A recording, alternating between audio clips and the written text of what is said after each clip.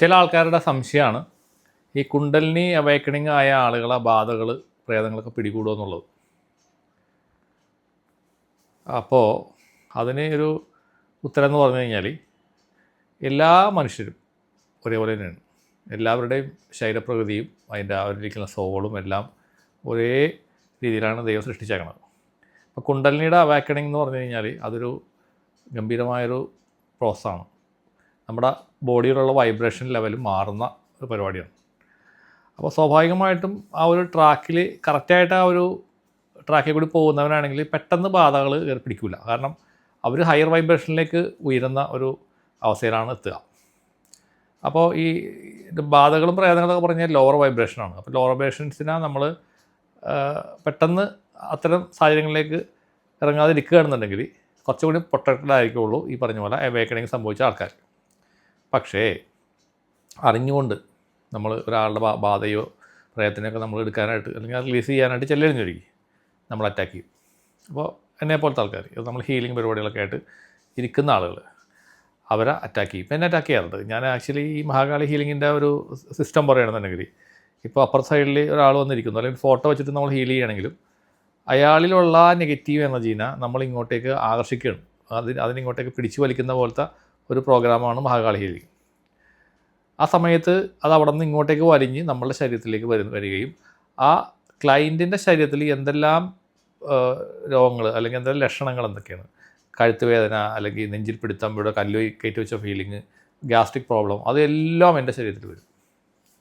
അപ്പോൾ ഇങ്ങോട്ടേക്ക് പിടിച്ച് വലിച്ച് എടുത്തിട്ട് ഇവിടെ നിന്നാണ് അത് റിലീസ് ചെയ്ത് പോകുന്നത്. അങ്ങനെയാണ് ഈ മഹാകാളി ഹീലിംഗ് സംഭവിക്കുന്നത്. അപ്പോൾ ആ സമയത്ത് എനിക്ക് ഭയങ്കരമായിട്ട് ഇങ്ങനെ ഈ കോട്ടുവായ യാണിങ് വരും ഭയങ്കരമായിട്ട്. അതുപോലെ വയറ് നല്ല വളരെ എപ്പോഴും നല്ല ഫിറ്റായിട്ടിരിക്കുന്ന ആളാണ്.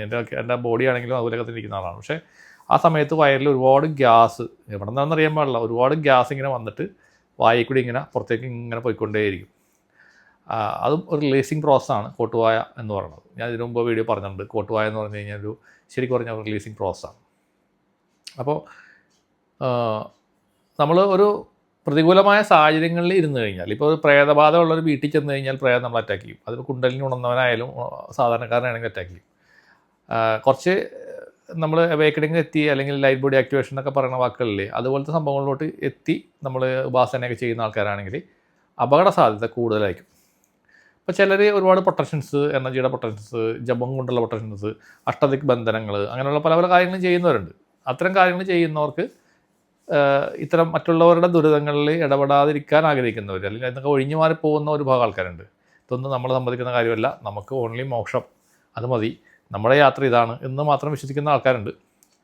അവരെ ചിലപ്പോൾ കുറച്ച് ഇവർ പിടിക്കാതിരിക്കും. കാരണം അവർ ഓൾറെഡി കുറച്ച് പ്രൊട്ടക്റ്റഡ് ആയിരിക്കും. അവരുടേതായ ഉപാസനാമൂർത്തികളോ അല്ലെങ്കിൽ അതെല്ലാം അവർ മെയിനായിട്ട് നോക്കുന്നത്, അറിവുള്ളവർ നോക്കുന്നത് നമ്മളെങ്ങനെ പ്രൊട്ടക്റ്റ് ചെയ്യുക എന്നുള്ളതാണ്. നമ്മുടെ ബോഡിയെയും നമ്മുടെ ഓറയെയും എങ്ങനെ പ്രൊട്ടക്റ്റ് ചെയ്യുക എന്നുള്ളതാണ് അവർ മെയിനായിട്ട് നോക്കുന്നത്. അറിവുള്ളവരാണെങ്കിൽ അങ്ങനെ ചെയ്യും. അപ്പോൾ കുറേയൊക്കെ അതിന് രക്ഷപ്പെട്ടു പോയി മാറിപ്പോകാനും അറിയാൻ സാധിക്കും. പക്ഷേ അങ്ങനെയുള്ള ആൾക്കാർക്ക്, ഉപാസകന്മാർക്ക് എല്ലാവർക്കും ഇതേപോലെ തേർഡ് ഐ ചക്രം ഓപ്പൺ ആവണമെന്നില്ല, അല്ലെങ്കിൽ ഇത്തരം കാര്യങ്ങൾ അറിയണമെന്നില്ല, സെൻസ് ചെയ്യാനുള്ള കഴിവ് ഉണ്ടാവണമെന്നില്ല. അപ്പോൾ അവരൊന്നും അറിയണില്ല. ഈ എനർജി അവിടെ നിൽക്കണമെങ്കിലും അവർക്ക് ഫീൽ ചെയ്യാൻ പറ്റില്ല, ആ ഫീലിംഗ് കിട്ടില്ല. പക്ഷേ ഇതുപോലെ ഒരു തേർഡ് ഐ ഓപ്പൺ ആയ ആൾക്കാർ അല്ലെങ്കിൽ വേറെ ഏതെങ്കിലും ചക്രാസ് ഓപ്പൺ ആയ ആൾക്കാരൊക്കെ ആണെങ്കിൽ സെൻസേഷൻസ് ഭയങ്കര കൂടുതലായിരിക്കും. കളേഴ്സ് കാണുക, നിങ്ങളിപ്പോൾ മെഡിറ്റേഷൻ ചെയ്യുമ്പോൾ കുറേ ആൾക്കാർ കളർ കാണുന്നതൊക്കെ പറയുന്നുണ്ട്. ഇതൊക്കെ അതിൻ്റെ ഒരു ബിഗിനിങ്ങിൻ്റെ ഭാഗമായിട്ടുള്ളതാണ്. പിന്നീട് അത് 3 ഡയമെൻഷനിലേക്ക് പോകും. പിന്നെ വേറെ ശരിക്കുള്ള സംഭവങ്ങൾ നമ്മൾ കണ്ടു തുടങ്ങും. അത് കഴിഞ്ഞിട്ടുള്ള കാര്യങ്ങളാണ്. ആദ്യം കളേഴ്സായിട്ടൊക്കെയാണ് ആദ്യം വരിക. പിന്നെ അത് രൂപങ്ങളായിട്ടൊക്കെ മാറും, ശബ്ദങ്ങൾ കേൾക്കാൻ തുടങ്ങും. അപ്പോൾ നമ്മൾ സാധാരണ മനുഷ്യർക്ക് കേൾക്കാനും കാണാനും പറ്റാത്ത കാര്യങ്ങൾ നമ്മൾ കണ്ടു തുടങ്ങും. അങ്ങനെയാണ് അതിൻ്റെ ഒരു പോക്ക്, അങ്ങനെയാണ്. അപ്പോൾ ചിലർ പറയും, നമ്മളിങ്ങനെയൊക്കെ കാര്യങ്ങൾ പറയുമ്പോൾ ഇതിങ്ങനെയൊന്നും ഇല്ലല്ലോ, ഞങ്ങൾക്ക് അറിയാൻ പറ്റണില്ലല്ലോ എന്നൊക്കെ പറയാറുണ്ട്. പക്ഷെ അത് അവർ ആ ഒരു വൈബ്രേഷൻ ലെവലിലേക്ക്, ഹയർ ലെവലിലേക്ക് എത്തിക്കഴിയുമ്പോഴാണ് അവർക്കത് ഫീൽ ചെയ്യുക. അപ്പോൾ ശത്രുബാധകൾ അല്ലെങ്കിൽ പ്രേതങ്ങളാണെങ്കിൽ എല്ലാവരെയും അറ്റാക്ക് ചെയ്യും, അല്ലെങ്കിൽ എല്ലാവരിലേക്കും അത് ആകർഷിക്കപ്പെടും എന്നുള്ളത് നിങ്ങൾ അറിഞ്ഞിരിക്കേണ്ട ഒരു വസ്തുതയാണ്. അതുകൊണ്ട് ഞാൻ എല്ലാത്തിൽ നിന്നും പ്രൊട്ടക്റ്റഡാണ് എന്നുള്ള അമിതമായൊരു ആത്മവിശ്വാസമൊന്നും വേണ്ട. എന്നാൽ ഇതൊരു അവയർനെസ് മാത്രം മതി. ഭയപ്പെടുത്താൻ വേണ്ടി പറയണതല്ല, നിങ്ങൾക്കൊരു അവയർനെസ് ഉണ്ടാവണം. ഇത് എന്നെയും ബാധിക്കുന്നതാണ്, ഞാനതിൽ നിന്ന് പൂർണ്ണമായിട്ടും സംരക്ഷണം എനിക്ക് ഉണ്ട് എന്നുള്ള ഓവർ കോൺഫിഡൻസ് വേണ്ട, ആത്മവിശ്വാസമാകാം, അത്രയും മതി. പിന്നെ ഇത് നമ്മൾ ആ ഒരു ഭയം നമ്മൾ കൊണ്ടുവന്നാൽ ഇപ്പോൾ ഇങ്ങനെ നിങ്ങൾ പറയുമ്പോൾ നിങ്ങൾ അത് അയ്യോ എനിക്ക് വരുമോ എന്നുള്ള ചിന്തയൊന്നും വേണ്ട. ഈ ഭയം ഉണ്ടാവരുത്. ഈ ഭയം ഉണ്ടാകുമ്പോഴാണ് ഇതേപോലെ നമ്മുടെ ഈ സോളാർ പ്ലക്സസ് ചക്ര ഇത് ഓപ്പൺ ചെയ്ത് കൊടുക്കുകയും ഇത്തരം സാധനങ്ങളൊക്കെ എടുത്ത് വലിച്ച് നമ്മുടെ ഇതിൽ കൂടി ഇങ്ങനെ കയറി വരാനുള്ള ടെൻഡൻസി വരുന്നത്. ഒരു ഭയം, ഒരു നടുക്കം വരുമ്പോൾ നമ്മൾ ഇവിടെ ഈ ചക്ര ഇങ്ങനെ തുറക്കും. തുറന്നു കഴിയുമ്പോൾ അതിൽ കൂടിയാണ് ഇവൻ അങ്ങോട്ട് അറ്റാക്ക് ചെയ്ത് നമ്മുടെ ബോഡിയിലോട്ട് പ്രവേശിക്കുന്നത്. അതിപ്പോൾ പഴയ കാലങ്ങളിലൊക്കെ കാരണന്മാർ പറയും രാത്രി ആയി കഴിഞ്ഞാൽ സന്ധ്യ ആകുമ്പോൾ പുറത്തേക്ക് ഇറങ്ങരുതെന്ന് പറയും. അപ്പോൾ നമുക്ക് വെറുതെ നോക്കുമ്പോൾ ഒരു വാഴയുടെ ഇല ഇങ്ങനെ അനങ്ങണ സമയത്ത് അയ്യോ എന്ന് പറഞ്ഞിട്ട് ഓടും നമ്മൾ, അല്ലേ? ആക്ച്വലി അവിടെ ഒന്നും ഉണ്ടാവില്ല. പക്ഷേ ആ ഭയം, ആ സന്ധ്യാസമയത്ത് ഇത്തരം ശക്തികൾക്ക് പവർ കൂടുതലായിരിക്കും. അപ്പോൾ അവർക്ക് നമ്മളിലേക്ക് അറ്റാക്ക് ചെയ്ത് കയറാനുള്ള ഒരു സമയം കിട്ടും. അപ്പോൾ അത് അനുകൂലമായ സാഹചര്യം അവർക്ക് കിട്ടിക്കഴിഞ്ഞാൽ അവർ നമ്മുടെ ബോഡിയിൽ എൻ്റർ ചെയ്യും. എത്രയോ ആൾക്കാരുടെ ബോഡിയിൽ ഇത്ര സാധനങ്ങൾ ഇരിപ്പുണ്ട്, അറിയണില്ല. കുറേ കഴിയുമ്പോൾ അത് യൂസ്ഡ് ആവുകയാണ്, സെറ്റ് ആവുകയാണ്. ആദ്യമൊക്കെ നമുക്കൊരു വേർക്കലൊക്കെ തോന്നും, ഒരു വേർക്കുന്ന പോലെ ഫീലിംഗ് ഉണ്ടാവും.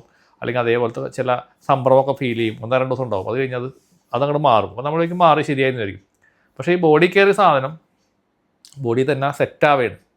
ഓരോരോ ഭാഗങ്ങളിൽ, ശരീരത്തിൻ്റെ ഓരോ ഭാഗങ്ങളിൽ ഇവരിങ്ങനെ അവരങ്ങോട്ട് പിടിച്ചങ്ങോട്ടിരിക്കും. എന്നിട്ട് അവരുടേതായിട്ടുള്ള പരിപാടികൾ തുടങ്ങും. എന്ന് വെച്ചാൽ നമ്മളെ ഉപദ്രവിക്കുക, നമ്മളെ കാര്യങ്ങൾ തടസ്സപ്പെടുത്തുക, അത്തരം കാര്യങ്ങൾ. ചില മണി ബ്ലോക്ക് ആയിരിക്കും. ലോവർ ചക്രസിലൂടെ പോയാൽ നമുക്ക് പൈസ ഒന്നും വരത്തില്ല.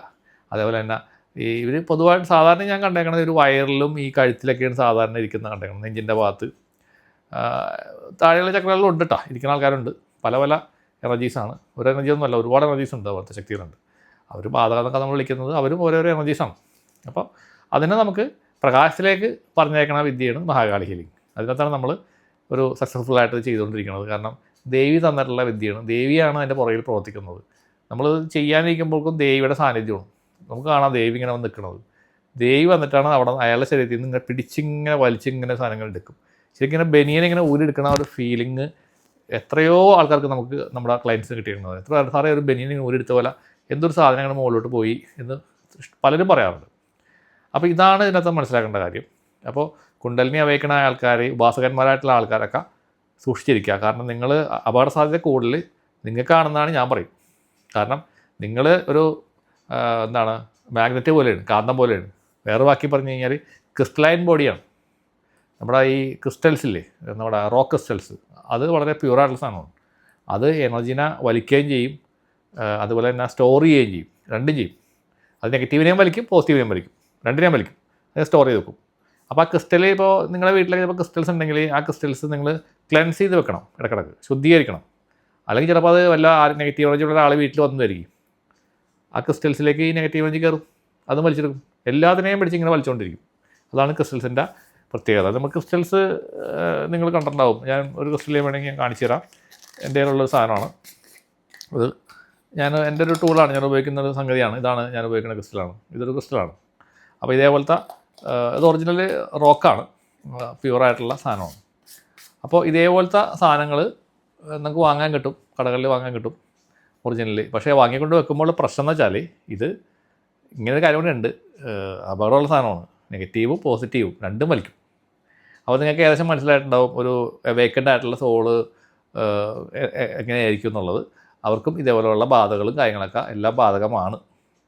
എല്ലാവർക്കും ദൈവയുടെ അനുഗ്രഹം ഉണ്ടാവട്ടെ. നന്ദി, നമസ്കാരം.